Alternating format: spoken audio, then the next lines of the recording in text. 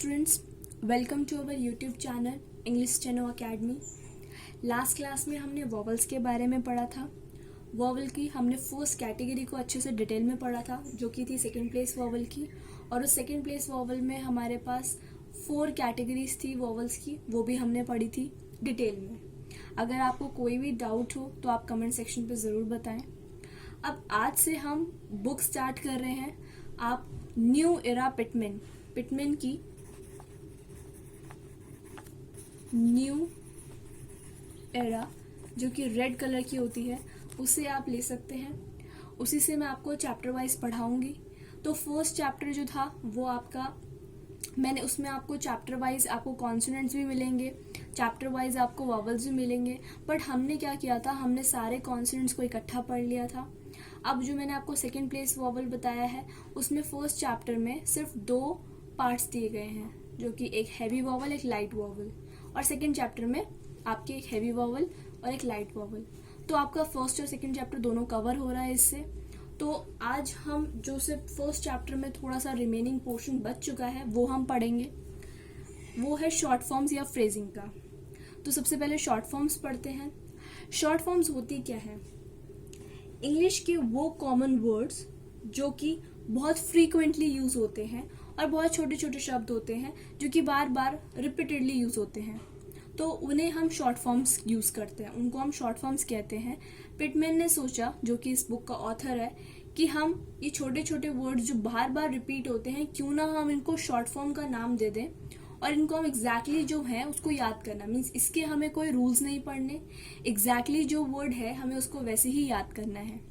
तो जैसे हमारे पास वर्ड है बी, तो आपने बी पढ़ा है तो उसी से हम इसको रिप्रेजेंट करते हैं, तो ये हो गया हमारे पास बी। इट, तो आपने टी पढ़ा है तो हम टी से रिप्रेजेंट करते हैं इट को। डू, डी से रिप्रेजेंट करते हैं डू। विच, च से रिप्रेजेंट करते हैं हम विच। द, अब द को हम शॉर्ट हैंड में इस डॉट से, डॉट लाइन के ऊपर होना चाहिए, इस डॉट से रिप्रेजेंट करते हैं, तो ये हमारा बन जाएगा द। नेक्स्ट है टू। टू को हम इस तरह से पढ़ते हैं, ये डाउनवर्ड स्ट्रोक से, देखो सारे। टू को हम इस पूरे स्ट्रोक का हाफ यूज करते हैं, ठीक है। तो ये हमारा बन गया टू। अगर हमारे पास TWO या TOO वाला टू आता है तो इसे हम डार्क यूज करते हैं, इस तरह से, डाउनवर्ड स्ट्रोक है ये भी। बट लिखना हो तो इसे भी हम इस तरह से, डार्क डाउनवर्ड है, इस तरह से यूज करते हैं। हु लिखना हो तो हम इस तरह से डार्क, इसे हु लिखते हैं। तो ये हमारे पास कुछ शॉर्ट फॉर्म्स हैं जो आपको फर्स्ट चैप्टर में गिवन है। इनको आपको बाय हार्ट ऐसे ही याद करना है और हर चैप्टर वाइज आपको शॉर्ट फॉर्म्स मिलेंगी ही मिलेंगी, तो उन शॉर्ट फॉर्म्स को भी आपको डे टू डे याद करना है।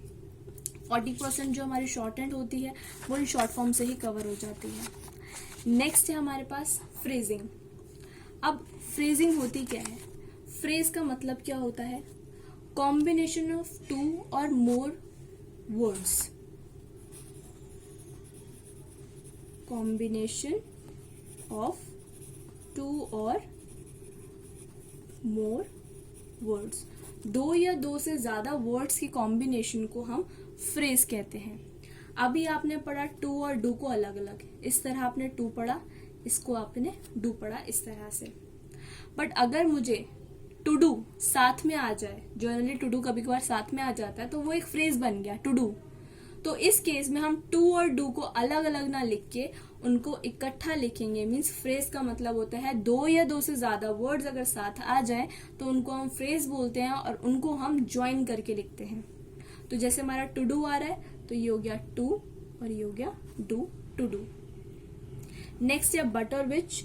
बट को हम इस तरह लिखते हैं, विच को हम इस तरह लिखते हैं। तो अगर हम इसको फ्रेज बट विच साथ में आ जाता है तो हमारा हो गया ये बट और विच, ज्वाइन कर दिया हमने इसको। डायरेक्शंस वही रहेंगी जो इनकी डायरेक्शंस होती हैं, डायरेक्शंस को हम चेंज नहीं करेंगे। टू दी, अब ये तो थी हमारे पास फ्रेज। अब अगर हमारे पास, अभी हमने पढ़ा कि द अगर आता है तो हम इसको डॉट से रिप्रेजेंट करते हैं। बट अगर किसी भी फ्रेज के साथ द आ जाता है, जैसे हो गया टू दी, बी दी, पे दी मीन्स किसी भी वर्ड के साथ ज्वाइन होकर या किसी भी फ्रेज के साथ ज्वाइन होकर अगर द आ जाता है तो उसे हम एक टिक से यूज करते हैं और वो टिक हमेशा ऑपोजिट डायरेक्शन में लगता है। कहाँ लगता है? ऑपोजिट डायरेक्शन में। जैसे टू हमारा इस तरह बनता है तो इसकी ऑपोजिट डायरेक्शन क्या होगी? ये होगी, तो इसकी ऑपोजिट डायरेक्शन में बनेगा टू दी। बी हमारा ऐसे बनता है, इसकी ऑपोजिट डायरेक्शन नीचे होगी तो ये हो गया पी दी, बी दी। पे दी, पे को हम इस तरह लिखते हैं तो ये हो गया पे दी, पे दी।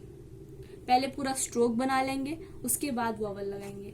जैसे मुझे वर्ड लिखना है पेड़ दी तो ये हो गया पे ड दी, पेड़ दी। अब डी की ऑपोजिट डायरेक्शन कहाँ हो गई? यहाँ पर हो गई, तो ये ऑपोजिट डायरेक्शन, मतलब द जो टिक है वो हमेशा ऑपोजिट डायरेक्शन में लगेगा। अगर आपका द अकेला आता है, जैसे मैं लिखती हूँ द बॉय, तो द यहाँ पे अकेला है तो यहाँ पे हम इसको डॉट से रिप्रेजेंट कर सकते हैं। बट अगर ये किसी फ्रेज या किसी वर्ड के साथ कंबाइन होकर आ रहा है तो हम उसे एज अ टिक यूज करेंगे और वो टिक हमेशा कहाँ आएगा? ऑपोजिट डायरेक्शन में आएगा। तो ये हमारे पास कुछ पोर्शन था फ्रेजिंग का। नेक्स्ट है हमारे पास पंचुएशन का। आप सबको पता होगा पंचुएशन होती क्या है। जैसे फुल स्टॉप हो गया, क्वेश्चन मार्क हो गया, एक्सक्लेमेटरी का साइन हो गया, ये सारे पंचुएशन के अंदर कंसिडर होते हैं। तो फुल स्टॉप अभी हमने पढ़ा कि द को तो हम ऐसे लिखते हैं डॉट पे, तो फुल स्टॉप क्या होगा? तो शॉर्ट हैंड में जो फुल स्टॉप होता है वो इस क्रॉस से रिप्रेजेंट होता है जो कि लाइन पर बनता है छोटा सा। अब क्वेश्चन मार्क ऐसे बनता है जनरली, तो हम इस डॉट की जगह क्या लगा देंगे? ये क्रॉस। नेक्स्ट है एक्सक्लामेशन इस तरह होता है, तो यहाँ पर भी इस डॉट की जगह क्या बन जाएगा? क्रॉस। नेक्स्ट है हाइफन को हम इस तरह से इक्वल टू की तरह बनाते हैं, हाइफन। और अगर आपको डैश बनाना है तो ये डैश इस तरह से। तो ये कुछ पंचुएशंस थी। आई होप आपको समझ आया होगा। अगर आपको मेरा वीडियो पसंद आया है तो इसे लाइक, शेयर एंड सब्सक्राइब ज़रूर करें, और अगर कोई भी डाउट हो तो कमेंट सेक्शन पे ज़रूर बताएं। Thank you so much.